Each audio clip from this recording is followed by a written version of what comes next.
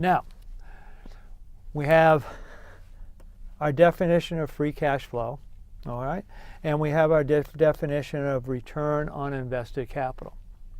Now, if we define net assets as being net PP&E and net working capital, going back up here, well, then these things are just expressed as change in net assets, okay?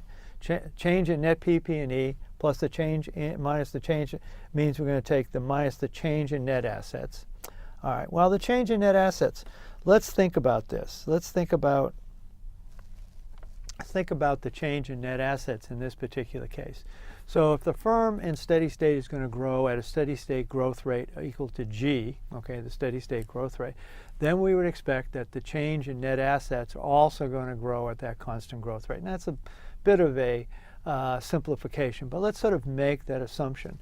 And if we're willing to do that, then we can say that the change in net assets is equal to net assets times the growth rate. That would be just the change in net assets, and which allows us to finally write free cash flow as being equal to no PAT, okay, minus the change in net assets, but the change in net assets now is just equal to net assets times the growth rate. Okay, so that's going to be the definition of free cash flow that we're going to use to tie DCF to the multiples. Now the key thing is I wanted to get, reason making this simplifying assumption here is I really wanted to get net assets in there because it's related to return on invested capital, and get the growth rate in there. All right, so we're going to just sort of use that as our definition.